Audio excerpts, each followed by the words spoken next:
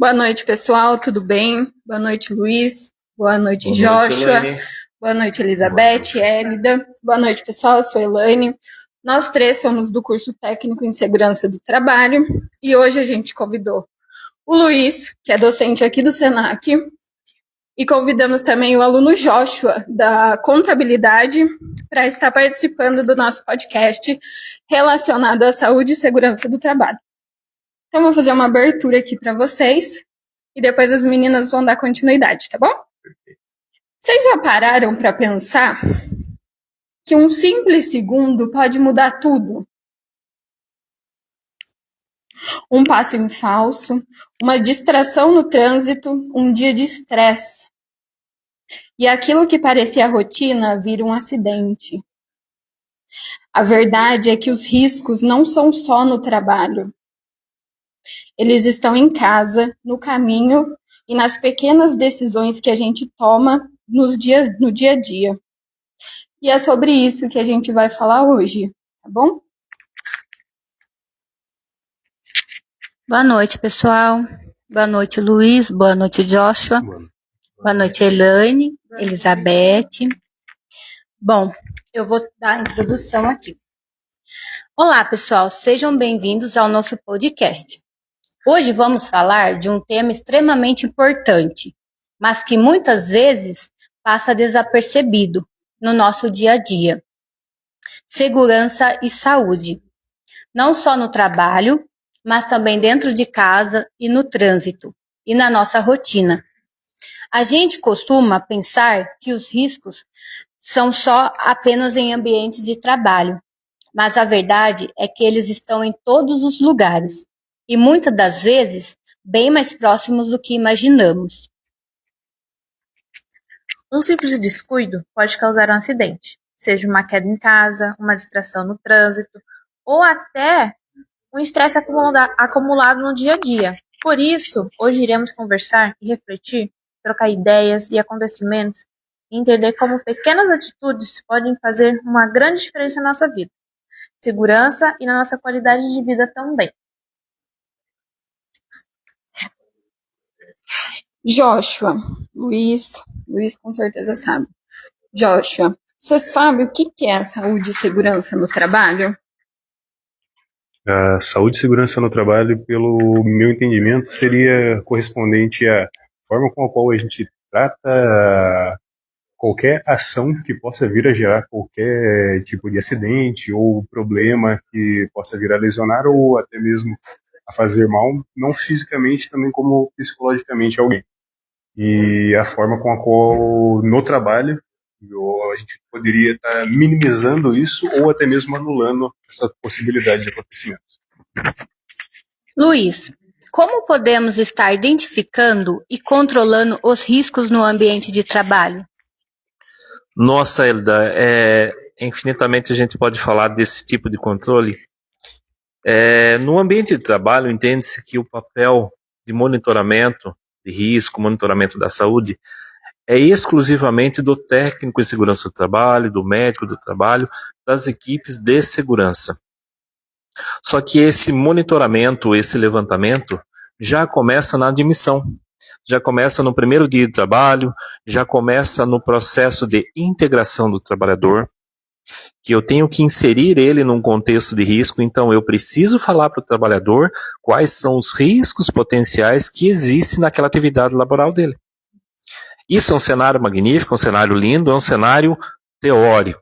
A gente sabe que na prática, muitas vezes, a gestão, a segurança, a organização, acaba que por muitas vezes omitindo, eu não gosto muito dessa palavra, mas omitindo certas informações que cabem característico para o funcionário. Então, quando a gente fala em segurança, a gente entende assim, é o técnico, é o engenheiro, é o médico. E a segurança, num contexto geral, ela rege que todos saibam os riscos que estão expostos, saibam a metodologia que tem que ser aplicada, saibam trabalhar e entender a utilidade do EPI, a utilidade de um ambiente limpo e organizado, e também a necessidade de ter proteção coletiva. Tá? Então, quando a gente fala em gestão de segurança, a gente fala num coletivo. Todos, portaria, administração, pessoal do financeiro, pessoal da alta gerência, os empregadores, o pessoal da produção, todos têm que estar inseridos nesse processo. E para estar inserido, você tem que ter o quê? Conhecimento dessas ações. Joshua, quais são as prevenções de riscos? Como prevenção de risco, a gente poderia adotar medidas que, primeiro, ter uma forma de identificar quais são os riscos, saber ter conhecimento do ambiente do qual a gente se encontra, saber como que a gente poderia estar se prevenindo com qualquer possibilidade de acidente ou de algum deslize que tanto a pessoa que está trabalhando no local quanto a pessoa que está visitando esse local poderia vir a correr, para que a gente consiga ter uma forma, como eu posso dizer, que seja de fácil acesso para qualquer pessoa, indivíduo, avisado ou desavisado, para conseguir se proteger e proteger ao alheio, pelo menos ao meu ver. Vocês podem me dizer quais são esses riscos? Exemplo, numa sala fechada onde você possua algum material químico que possa estar vazando.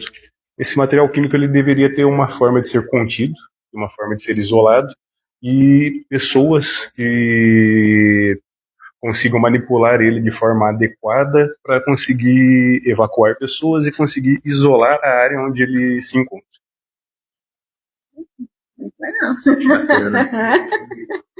Luiz, sobre conscientização e treinamento, como que podem ser feitos? Bom, eu vou pedir permissão e só vou acrescentar a cereja no bolo daquilo que o Joshua falou. A gente fala muito em risco em empresas que a gente está verificando, está vendo o risco, né? Uhum. Questões químicas, solda, altura, espaço confinado. Mas deixa eu responder a pergunta também, complementando com outra pergunta. E aquela moça que trabalha naquela boutique chique do shopping todo dia, será que tem algum risco? Com certeza. Será que é perceptível? Né? Então a gente começa a agregar risco àquilo que a gente observa, àquilo que a gente vê. Uhum. Mas existem riscos potenciais que eles agregam adoecimento e lesões ao trabalhador que muitas vezes são invisíveis. Eu cito o exemplo do shopping, da balconista de loja, porque são exaustivas horas em pé. Isso impacta no adoecimento osteomuscular. Sim. Só que como é uma exposição invisível, né, eu acho que a gente acaba tendo aí menos percepção visual, né? Eu brinco muito com o pessoal que trabalha em farmácia, as balconistas de farmácia, né? Que as balconistas de farmácia, elas também estão suscetíveis aí a doenças. O paciente que sai do hospital, o primeiro lugar que ele vai passar antes de ir para casa é na farmácia. E a primeira pessoa que ele vai ter o contato é a balconista da farmácia, que ele gosta de ser atendido por ela todas as vezes, né? Quando o paciente adoecido vai na farmácia, o balcão da farmácia se torna um meio transmissível de doença. Então, a gente fala de percepção de risco, eu acho que é uma coisa muito intensa, é uma condição que rege, que sim tem um conhecimento técnico, porque existem muitos riscos mascarados. Uhum. Seja por questões de ordem natural do processo de trabalho, sejam por questões que muitas vezes o ambiente acaba mascarando com o intuito de falar, não existe esse risco aqui. E aí cabe ao profissional de segurança fazer o levantamento qualitativo, né, das condições de trabalho e também o levantamento quantitativo. O que é isso? Utilizar equipamentos para determinar alguns riscos. Por exemplo, exposição à solda, exposição química, exposição à pintura. Existe um limite de tolerância para esse trabalhador que tem que ser respeitado. Uhum. E aí entra as questões voltadas à EPI, proteção coletiva, treinamento e tudo mais. Só para não perder o fio da meada, aproveitando sua próxima pergunta, qual era mesmo? Relacionada a EPI e EPC. Vamos lá. É uma pergunta que assim, eu gosto muito de fazer para os alunos no primeiro dia de aula, segurança do trabalho, e no último dia. Porque quando a gente fala em segurança do trabalho, a primeira palavra que vem à cabeça é usar EPI. Né? Porque com EPI entende que eu estou totalmente protegido.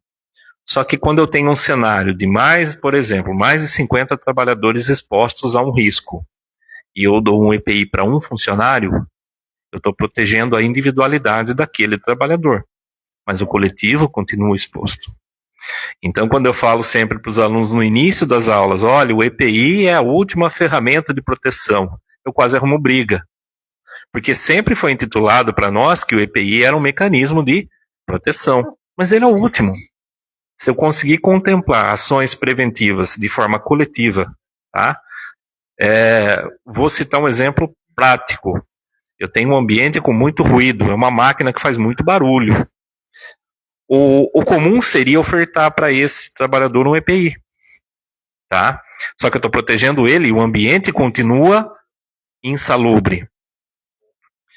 Se a partir do momento que eu não der EPI e sim for lá fazer uma manutenção corretiva nessa máquina que ela está gerando muito barulho, lubrificação, troca de acessórios e peças, e de repente esse ruído diminui, eu estou protegendo a coletividade.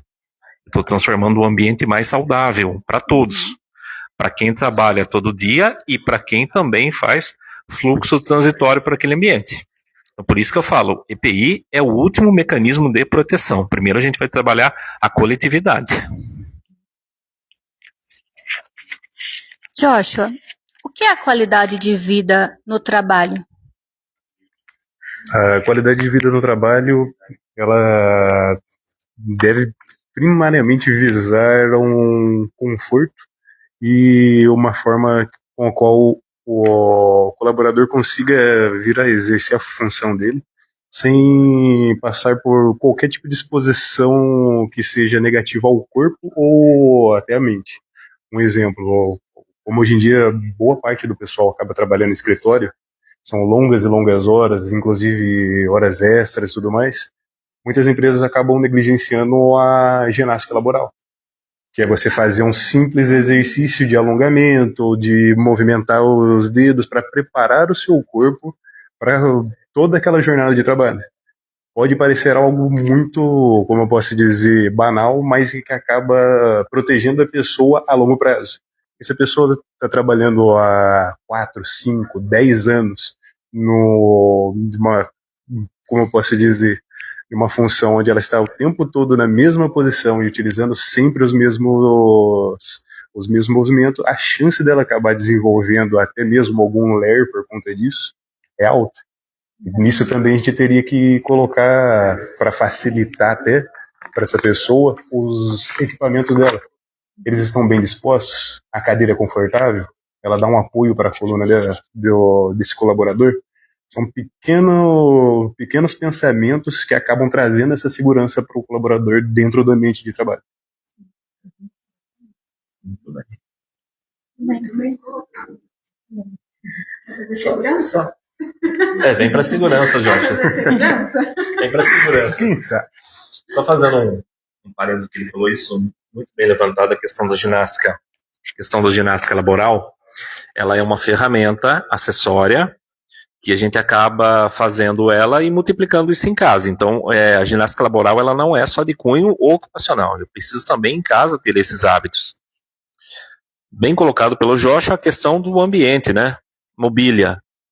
Adianta ir lá fazer ginástica laboral todo dia, belezinha, e eu chego, tenho um ambiente de trabalho todo ruim. Uma bancada de trabalho inconforme, um ambiente mal iluminado, uma cadeira ruim, sem regulagem. Então, eu falo que é um contexto, que é um complexo. Né? Então, assim, tem o individual, que é o trabalhador, o coletivo, que é o ambiente, né?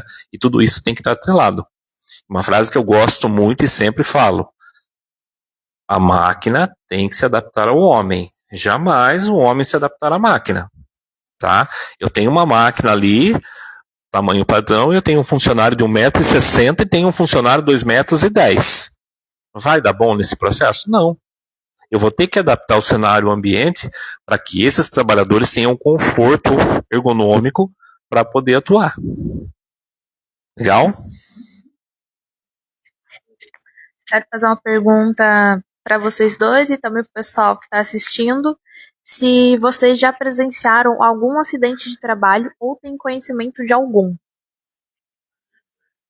A cara do Luiz. Posso começar? Pode, fica à vontade. Bom, até mesmo durante alguns anos de trabalho, então a gente acaba presenciando algumas coisas e até mesmo vivendo algumas delas. Um relato meu que destaca a importância até do uso adequado do IPI foi num manejo de uma carga em cima de uma rampa de caminhão, aonde a rampa ela cedeu, e quando ela cedeu, o pallet que estava em cima dela veio para cima do meu pé. No ato, o sapatão conseguiu amortecer a queda, dando tempo de eu conseguir recolher meu dedo para ele não ser cortado ao meio. Então eu consegui levantar ainda com a ajuda do pessoal que estava ao meu redor, o pallet, retirar ele, porque era um pallet mais ou menos de 1 tonelada que estava sendo puxado. Caramba.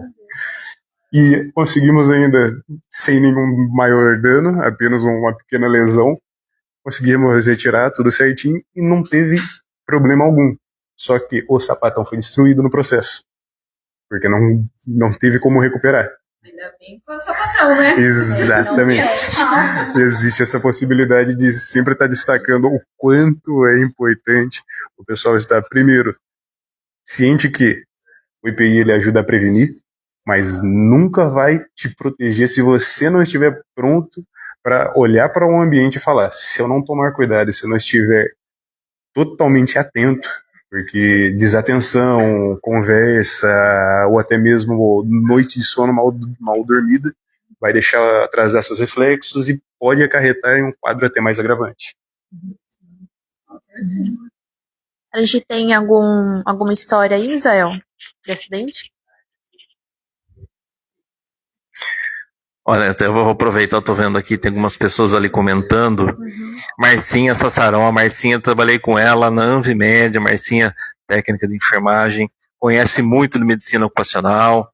Então, um abraço, Marcinha, tá acompanhando a gente aí, os demais também.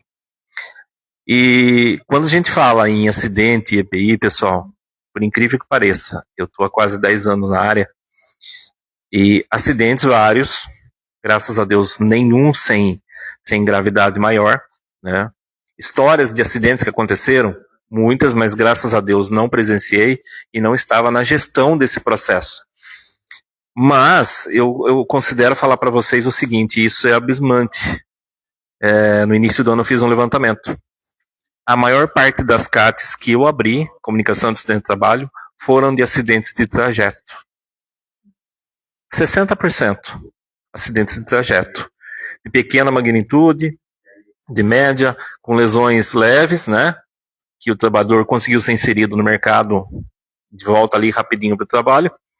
Mas assim, a gente consegue perceber dentro desses acidentes, e aí tem um papel importante a segurança, que é a investigação do acidente, que a gente não reage perceber culpados e sim analisar qual foi a ocorrência para que a gente possa melhorar o ambiente para evitar novos danos, né? E sempre a gente percebe o seguinte, são os pequenos detalhes. Então aquele ambiente inconforme, bagunçado, que muitas vezes é habitual do trabalhador, ele está acostumado com aquele cenário, em algum momento na vida ele vai sofrer um acidente com aquilo. E por quê? Porque existe o fator externo. Então nós estamos falando de seres humanos, movidos de emoções e sentimentos, que nenhum dia é igual ao outro. Hoje nós estamos aqui legal nesse podcast, bacana, e amanhã? Né? Então assim, fatores externos, emocionais principalmente, impactam nessas ações que a gente está falando. Impactam na percepção de risco do trabalhador. Né? E tanto é que agora nós temos, eu acho que vai ser um momento nosso aí, o ápice, que é falar da nova NR1, que é falar do risco psicossocial. Gente, será que agora que existiu o risco psicossocial nunca teve antes? Será que o trabalhador nunca teve um probleminha de saúde voltado ao trabalho, só agora que está acontecendo essa questão emocional? Nós estamos falando de estudos de anos e anos sobre bancários, tá? Que sofreram doenças mentais, até com hospitalização, por conta de metas abusivas, profissionais da área de segurança, bombeiros, professores, tá? E pessoal da área da saúde. Pessoal da área da saúde, também. Exatamente. Então, assim, dentro de todo esse levantamento, aí já vou dar um spoiler, né? A Previdência está saturada já com afastamentos com CDF, né? Relacionados às doenças mentais, e isso está tendo um rombo previdenciário. Então, qual a melhor forma de você conseguir monitorar isso? É através de leis. Então, essa nova NR1 ela veio para poder agregar ao monitoramento, além da saúde física, também a saúde mental do trabalhador, que também vai ser ensejador. Se você, de repente, tiver um adoecimento mental dentro da empresa e foi comprovado que esse adoecimento foi de cunho ocupacional, tem que se abrir comunicação de acidente de trabalho. Vai ser equiparado ao acidente de trabalho. E aí todo monitoramento posterior tem uma corresponsabilidade da empresa perante esse tipo de... Quem pode dar esse laudo, Luiz? Laudo... Deixa eu entender. O médico, vamos imaginar. Vou pegar você como exemplo, tá? Vamos imaginar que a Elizabeth afastou por uma doença mental, né, um F41 da vida, aí, uma depressão, e foi diagnosticado que o ambiente, seu ambiente de trabalho, ele é adoecedor. Então, metas inatingíveis, carga horária excessiva, cobrança, assédio.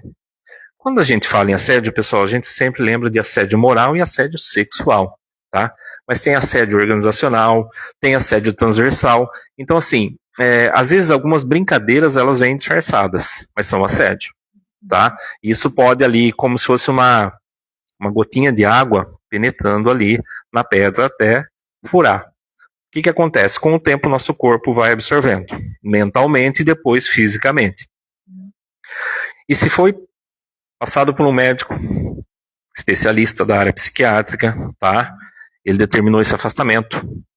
E aí hoje a segurança tem que fazer o levantamento psicossocial, né? Se o ambiente está adoecendo ou não. E aí o médico do trabalho tem um papel fundamental. O médico do trabalho ele vai poder analisar o histórico do paciente, entender se já antes da admissão ele tinha algum adoecimento mental ou não. Se não teve, o adoecimento começou por conta daquele trabalho, vai ser feito um processo investigatório para entender se realmente o ambiente que adoeceu o trabalhador. E se foi consolidado que realmente é o ambiente que está adoecendo, ele vai afastar para o tratamento, e nesse afastamento tem que ser feita a abertura de CAT. Certo. Joshua, com base no que o Luiz falou, ao seu ver, a saúde mental é levada a sério? É conversado sobre isso? As empresas conversam com os trabalhadores? Sendo bem sincero, é algo ainda bem novo, não só na questão de trabalho, mas como no ambiente social mesmo. A doença, adoecer de forma psicológica não é algo que a pessoa acaba levando a sério. A gente tem ainda esse problema, e na cultura empresarial ele ainda não é tratado da forma com a qual deve. Porque, infelizmente, a gente trabalha em empresas e a gente sabe que empresas elas tendem sempre a visar o lucro com o gasto mínimo possível, muitas vezes em cima do desgaste do seu trabalhador, do seu colaborador que está fazendo jornadas muito longas e exaustivas, ou estão fazendo múltiplas funções ao mesmo tempo para conseguir gerar o retorno esperado dele. Ele não tem, muitas vezes, o descanso necessário para conseguir repor essa energia. Ele não tem, às vezes, um apoio de um supervisor, um gerente, ou até alguém da gestão superior a ele que consiga prestar a devida atenção ao caso dele para que ele possa, às vezes, simplesmente poder ter um tempo para ele fora da empresa. A gente tem uma coisa que acaba agravando muito na questão de gerar muito estresse no funcionário. A gente tem um celular, e o celular hoje em dia é uma ferramenta que as empresas utilizam para estar em comunicação com o seu colaborador, mesmo na ausência da presença dele na empresa. Então você acaba sempre estando atento ao que você está recebendo sobre o trabalho, mesmo fora do seu trabalho. Você não está no ambiente, mas a sua cabeça acaba estando dentro do ambiente de trabalho. Às vezes com cobrança de meta, às vezes com cobrança do líder, às vezes com alguma pendência que acabou ficando e você deixou para resolver em outro dia, só que o pessoal quer que você resolva naquele momento, naquele instante. E isso somado com os problemas que todos já carregamos do dia a dia, estresse de cuidar de uma casa, de cuidar de uma família, acaba desenvolvendo tudo quanto é tipo de, como eu posso dizer, de problema que a pessoa não conseguir lidar com toda essa carga, tanto de trabalho quanto a carga de responsabilidade pessoal, e a facilidade para desenvolver uma depressão, uma ansiedade é muito alta. A gente acaba por negligenciar isso e as empresas não estão nem preparadas para dar um suporte para isso, para chegar e falar, eu tenho um psicólogo na minha empresa que acompanha e faz um acompanhamento mensal ou trimestral para saber como que está a saúde dos meus funcionários. Tem uma noção do que pode estar acontecendo. Caso você não tenha, pode buscar um terceirizado, que poderia estar vindo de tempos em tempos, fazendo avaliação, como muitas empresas fazem avaliação médica física. Então, por que não fazer também uma avaliação de como que está a estabilidade mental das pessoas dentro do ambiente? A gente sabe que um ambiente de trabalho ele pode ser muito estressante, não só por metas, às vezes por outros colaboradores, por qualquer desavença que possa vir a ocorrer. Um outro ponto que, junto com essas desavenças, normalmente as empresas não tendem a buscar o que está acontecendo de errado num grupo de colaboradores e tentar solucionar esse problema. É muitas vezes deixado para os próprios colaboradores resolverem entre si. E isso causa ainda mais estresse e ainda mais problemas para os colaboradores naquele local. Joshua, até aproveitando essa sua fala, eu fico refletindo sobre essa nova NR1, né, riscos psicossociais. O que nós temos de parâmetro hoje para as empresas é um manual. Então, nós da segurança do trabalho teremos um manual, né, e em cima desse manual a gente vai ter que reger as metodologias que a gente vai fazer para levantamento desse risco, né? Então, é uma condição nova para todo mundo. Eu penso que monitorar a saúde física do trabalhador já é complexo. E nós temos agora uma coisa mais complexa ainda, que é monitorar a saúde mental, né? E eu penso que teremos que ter profissionais atrelados, como você bem falou, a questão de ter uma profissional de psicologia. A gente só precisa tomar um cuidado para que não vire também assistencial, tá? Senão tudo vai virar a empresa é culpada, né? Por isso que tem que ter o monitoramento das questões psicossociais lá no adicional do funcionário, para que ele possa já vir com essa base. Então, a empresa já sabe que o funcionário tem uma doença mental pré-estabelecida antes de começar a trabalhar. Senão, tudo vai virar também nas costas da empresa. E entendendo também que a empresa não está preparada. Nós, da segurança, não estamos preparados, né? Mas aí a gente tem um histórico e diante da verbalização do Joshua, que é muito importante, que nós precisamos cuidar desses trabalhadores. Mas, Luiz, uma pergunta, vou tirar uma dúvida. A NR1, ela se aplica só à CLT, mas por que não cuidar também da saúde do pessoal estatutário? Olha, é uma coisa que, assim, quando a gente fala em regime CLT, né, parece que só quem tem registro em carteira tem exposição a adoecimentos, exposição a acidentes, né? Que exatamente. O regime estatutário, ele é diferenciado. Apesar de a gente falar que a segurança do trabalho, normas regulamentadoras e documentações atreladas são para regime CLT, eu acho de fundamental a obrigação de todos, e eu falo quanto instituição privada e pública, monitorar a saúde dos seus trabalhadores, independente da obrigatoriedade ou não. Só que nós estamos falando, isso é cultura, tá? E a gente ainda está engatinhando quanto a questões culturais. Então, esse processo ele tem que partir do amadurecimento próprio do trabalhador, tá? Só que, assim, a gente entende quando a gente fala em estatutário, a gente está falando em questões voltadas à parte governamental, à parte do executivo, legislativo, a parte da gestão de prefeituras, então é um pouco mais complexo. Mas não podemos deixar de fora trabalhadores e principalmente trabalhadores da saúde, porque tem uma exposição gigantesca, que é o atendimento ao público. O público nós somos todos aqui imediatistas, principalmente ambiente de saúde, a gente é imediatista e a gente quer a cura. Então, como se quem estivesse nos atendendo, né, fizesse ali, passasse a mão, ó, você está curado, volta para casa. E não é assim que funciona, né? E assim, e a gente fica exposto. Eu trabalhei por mais de 25 anos na enfermagem. E posso falar que a gente é linha de frente nas questões de atendimento e também de contato com o público, né?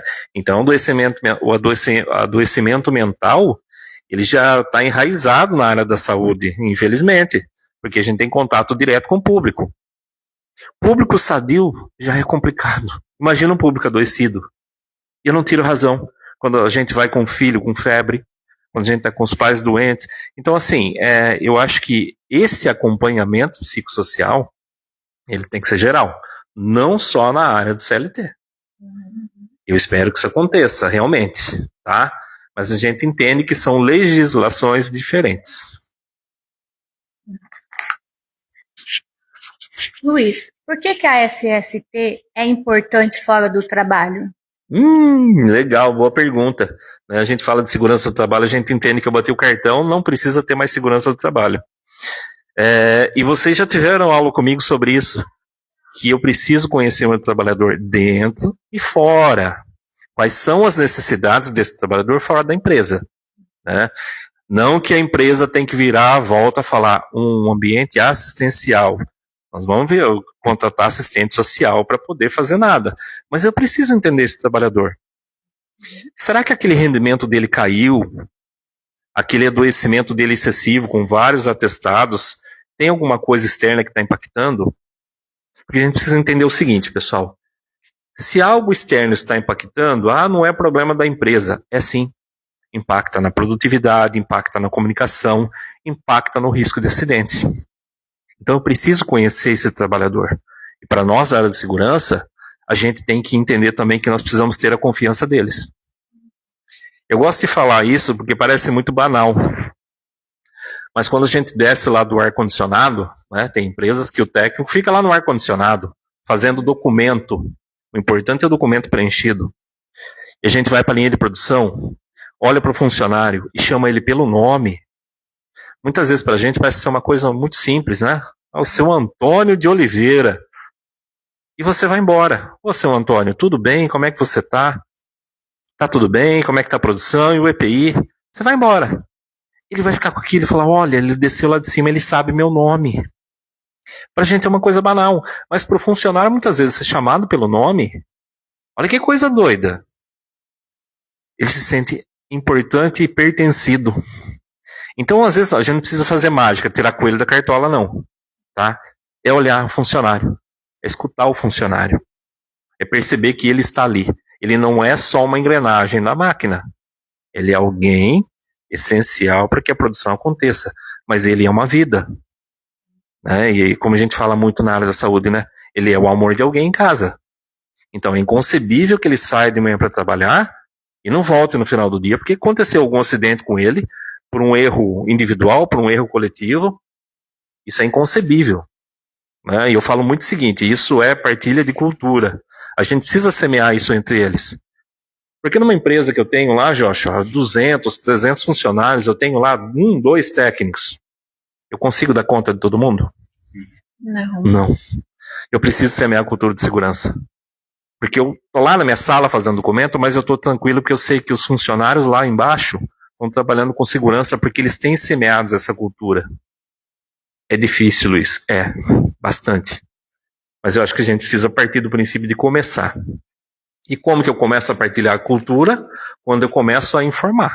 Então eu preciso informar esses trabalhadores do risco, do cuidado, da atenção, da partilha coletiva do cuidado.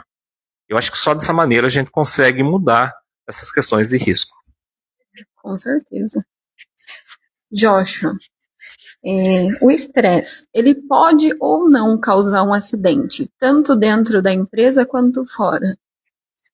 O estresse é meio que como eu posso dizer, um inimigo que é invisível a gente, só que ele está sempre ao pé do ouvido te balançando de alguma forma. Azucrinando, amigo. Exatamente.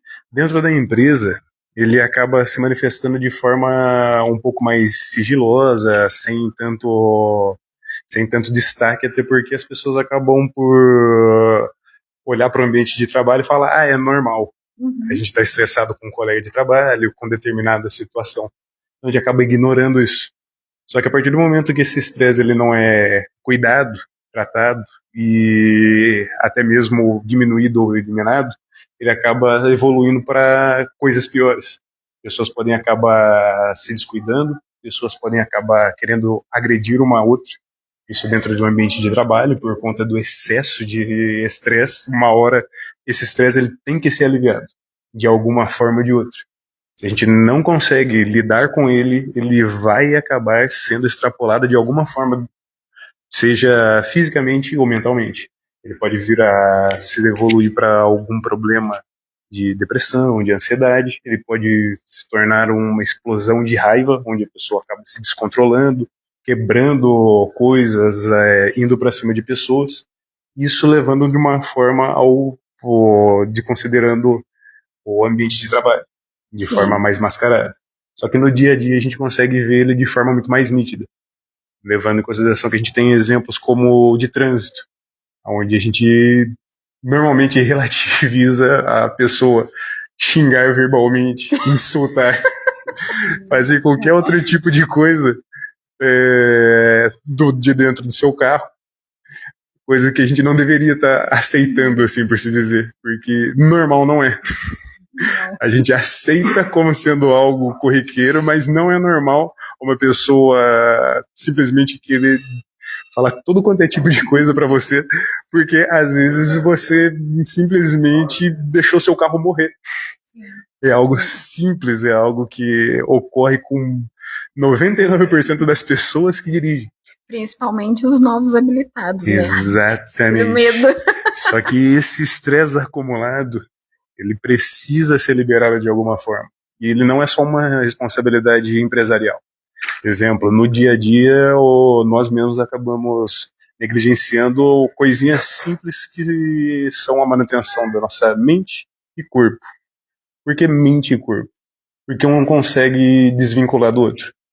Se você não tiver com a sua mente em ordem, sua cabeça alinhada, você não vai conseguir manter o seu corpo alinhado. Porque você vai gerar um desequilíbrio. O mesmo ocorre com o corpo. Se você tiver com o corpo desalinhado, você não consegue manter um foco, você não consegue sequer, às vezes, ir trabalhar. Então, junto com a necessidade da empresa, prestar atenção no funcionário, no seu colaborador no dia a dia, o colaborador também não pode negligenciar a necessidade dele de fazer algumas coisas simples, que é separar a hora de lazer. Pode parecer algo muito banal. Falar, a pessoa ter um momento para assistir um filme, assistir uma série, conversar com os amigos. Isso pode parecer algo muito trivial que a gente acaba ignorando. Só que a ausência disso no seu cotidiano acaba deixando a sua mente adoecida. E o mesmo a gente pode se aplicar para exercício físico. No dia de hoje a gente acaba negligenciando muito a prática de exercício físico. Não necessariamente algum específico, mas qualquer exercício físico na sua semana vai dar uma excelente estabilidade física e logo mental para você. Porque o seu corpo começa a ter mais disposição. Você começa, isso levando para um ponto até fisiológico, o seu corpo começa a desenvolver maior resistência, começa a liberar uma quantidade maior de hormônios de felicidade e até de disposição para você conseguir levar uma vida muito mais aberta e muito mais tranquila.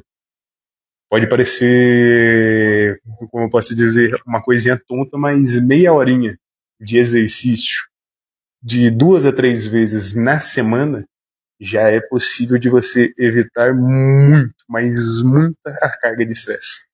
E você conseguir se controlar melhor, porque você vai ter aonde gastar muito da sua energia. Você vai ter um retorno, porque quando você começa a fazer exercício, seu corpo começa a responder melhor. Junto a isso, você alinha a alimentação e você consegue encontrar um equilíbrio entre corpo e mente. não negligenciando nenhum dos dois. Existe um momento para trabalho, existe um momento para se exercitar, e existe um momento para não fazer nada que seja de maior cobrança. Que seja aquele momento onde você pode desligar a cabeça, aquele momento onde você pode conversar sobre qualquer coisa, falar besteira e tudo mais. Cada um desses momentos vai ter a sua devida importância.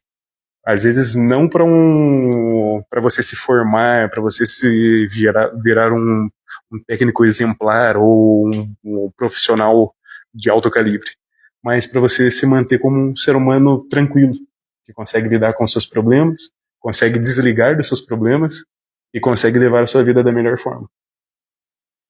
Olha, eu vou ter que fazer muito exercício, então. A gente chama isso, a grosso modo, de faxina mental, né? Como é que tá a sua faxina mental em casa? A nossa aqui. A gente fala que nós temos um mundo dinâmico, né? Década de 80, 90, quinto dia útil, fila em banco, fila em lotérica, fila em lojas para pagar conta. Então as pessoas tiravam quase que o dia todo para fazer isso. E hoje, na palma da mão, muito dinâmico, muito tecnológico, eu consigo fazer 1000 coisas ao mesmo tempo. Isso que o Joshua está falando é muito interessante, porque assim, o celular, né, as plataformas digitais, notebook, enfim, eles vieram para agregar tempo, para que a gente possa otimizar tempo. E olha que louco, a gente não está otimizando o tempo, a gente está acumulando ações.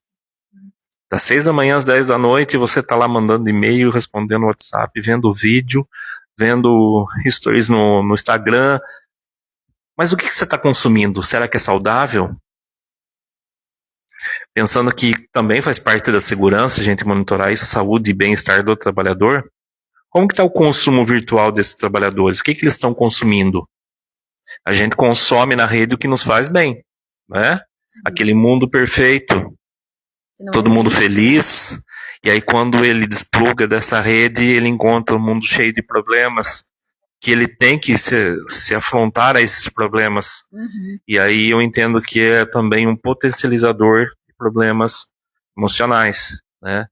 Então, volta a falar uma outra pergunta, até para quem está em casa. Nós estamos realmente preparados para utilizar essas ferramentas virtuais? Como que isso tem acontecido? Nossos filhos. Eu não sou aquele hipócrita de falar, não utilizem redes sociais, pelo amor de Deus. Tanto é que aqui no Senac a gente utiliza de forma assim branda, e ela é uma ferramenta muito boa para que a gente possa multiplicar. Estamos utilizando agora para esse podcast, e eu acho que ela tem que ser multiplicador, mas de uma maneira positiva. Acho que a gente tem que realmente aprender a utilizar essa ferramenta, porque senão nós vamos ter que realmente, como o Joshua falou, quando que a gente para em algum momento, meia horinha, e desliga, sem celular, sem telefone, ouvindo, sei lá, o canto dos pássaros. Quando que a gente parou para fazer isso?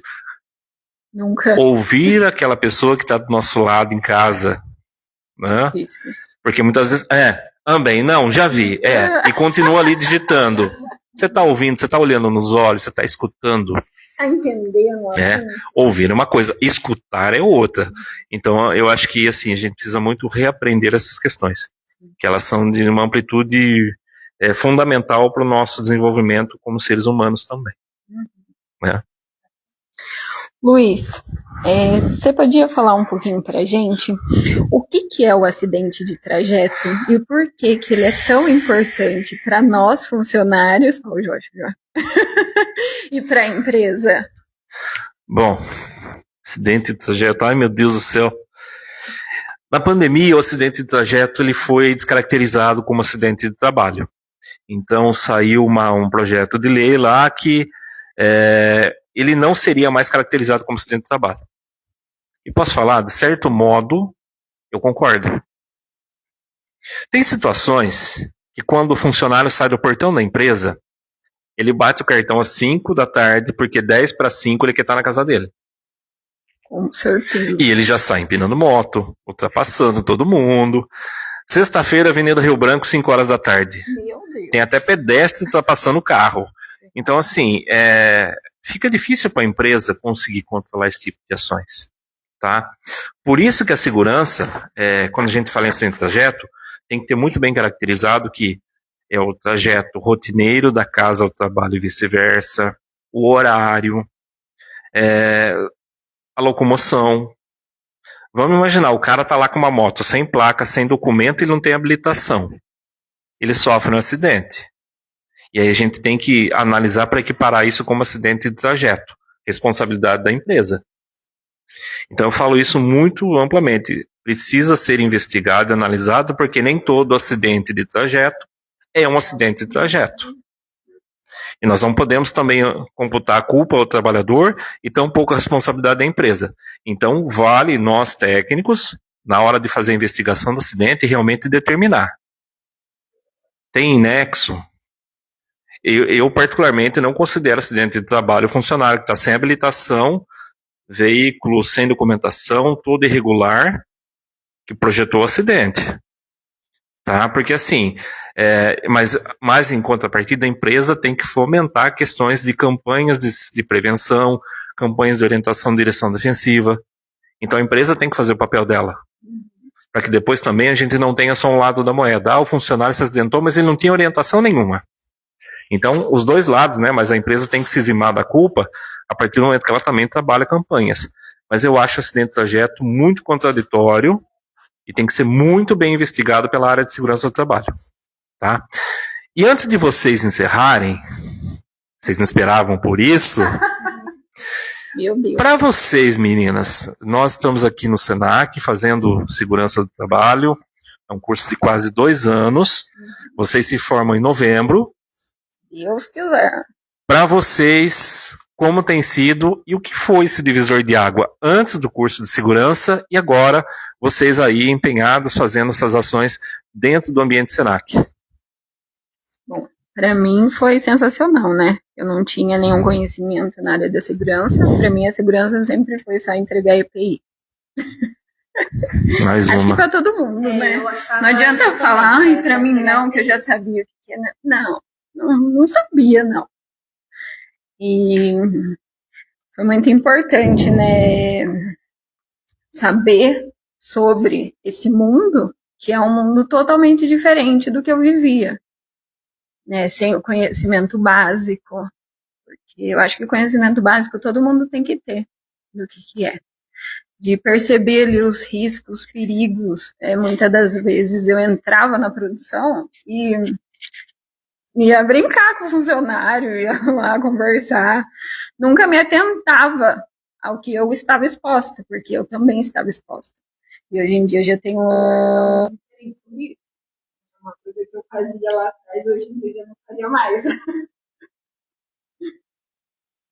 Para mim está sendo muito importante, porque, como ele falou, é algo assim, totalmente diferente, né? Eu nunca tinha entrado por essa área. E coisas nas quais a gente costumava fazer, hoje em dia a gente não faz mais. Colocar a panela de pressão debaixo d'água. Isso, verdade, eu não coloco mais. Isso eu não coloco mais.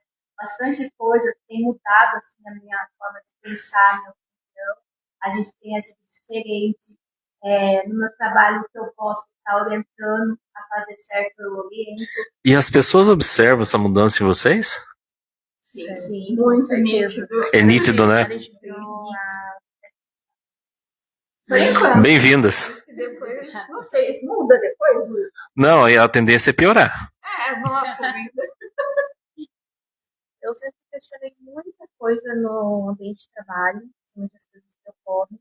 E com a segurança deu um leque bem maior, então eu acabei aprendendo bastante coisa, coloquei em prática, também peguei no pé de muita gente, claramente a chata da situação, mas eles começaram a ver que realmente a gente precisa mudar um pouquinho. Então, com isso, foi um aprendizado bem grande, né? E eu também fui adquirindo na minha vida, igual na minha família, os riscos domésticos, pegar no pé de cada um, somente em casa, que lá em casa a minha irmã gosta de fazer umas misturinhas com produtos químicos, a gente não pode fazer isso, panela de pressão tirar, né? Então a gente acaba aprendendo muita coisa para pôr em prática. Legal, eu acho que é um momento bacana e a gente tem aqui uma instituição de ensino, o Senac, que nos dá a possibilidade de sair fora da casinha, né? De ações práticas, como essa que a gente está fazendo aqui. Aproveitar o Joshua. O Joshua já é remanescente, já uma vez que você toma a água do Senac, você sempre volta, né? Joshua, a Elaine, você também já fez outro curso comigo, você não sei se você já veio, é a primeira vez. Vai voltar. Joshua, o que tem sido para você e como você tem essa percepção, né, como aluno dos cursos, né, e do ideal Senac, né, o jeito Senac de educar, o jeito Senac de fazer, como que você vê tudo isso e como isso tem agregado na sua formação?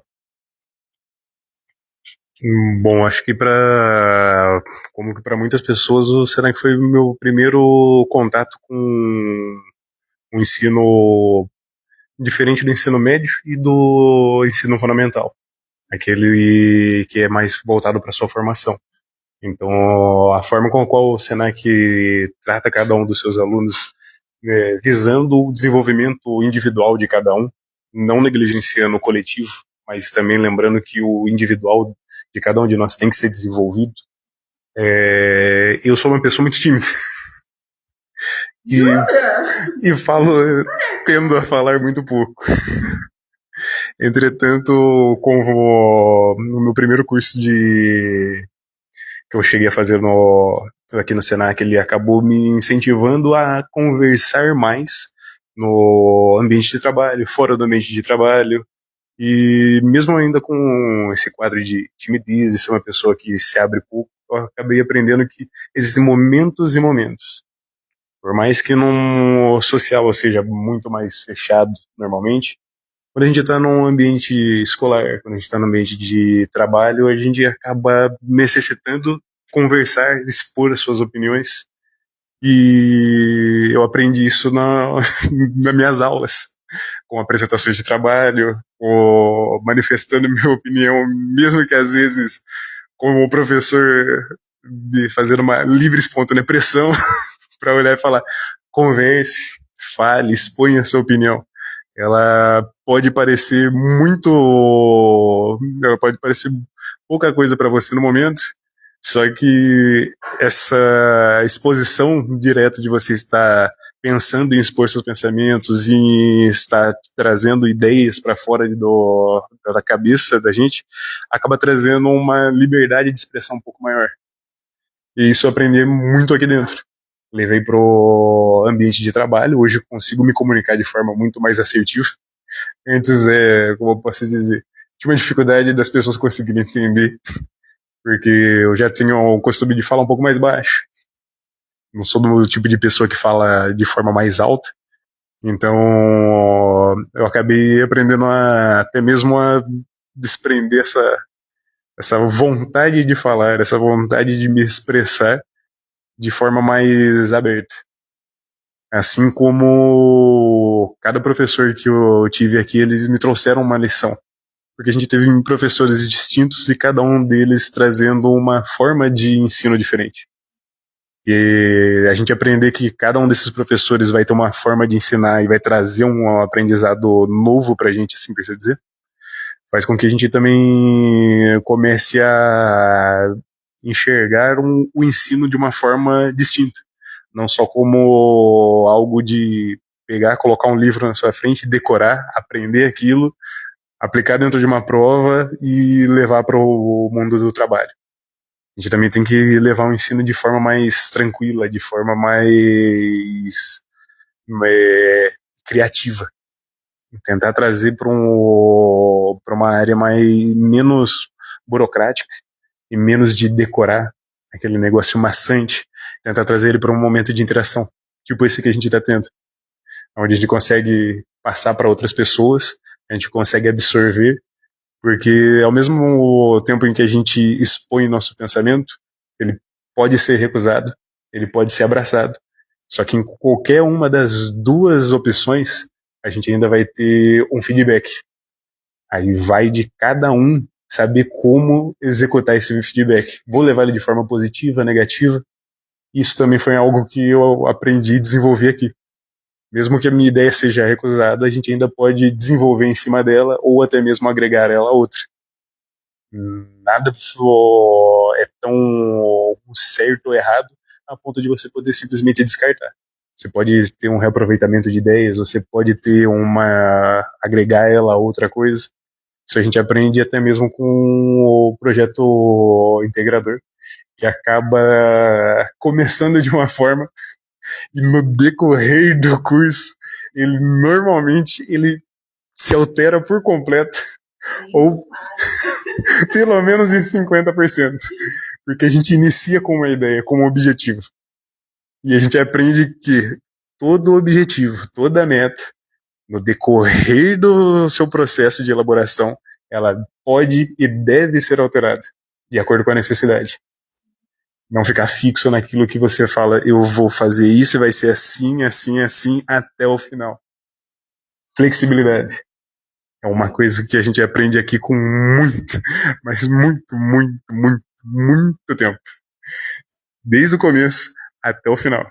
A gente aprende que existe flexibilidade. A gente tem que ser flexível, porque a gente tem que lembrar que muitos daqui trabalham. Muitos daqui têm uma casa e a gente também passa por coisas no dia a dia, acidentes, essas coisas. E o Senac ele é muito aberto para tentar entender tudo isso. Obviamente que não dá para entender o lado de todos, porque se a gente entender o lado de todo mundo, vira bagunça. Mas daqueles que precisam ser atendidos. Porque se você se atrasou por conta do seu trabalho, é levado em consideração. Se você precisa ir ao hospital por conta de alguma enfermidade, você vai receber a devida atenção. Então, essa forma de pensar e de lidar é muito, muito disseminada no Senac e todos nós acabamos meio que aprendendo aos pouquinhos, até a gente conseguir ter isso incorporado no nosso dia a dia.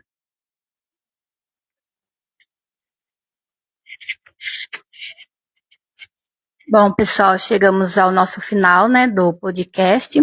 E antes de eu estar encerrando, eu quero deixar uma mensagem a todos vocês. No final, tudo se resume a escolhas. Segurança não é sorte, não é acaso, e muito menos exagero. Segurança é atitude. Cuidar da saúde é cuidar da vida, e da vida de quem está ao seu lado. Muito obrigada a todos vocês.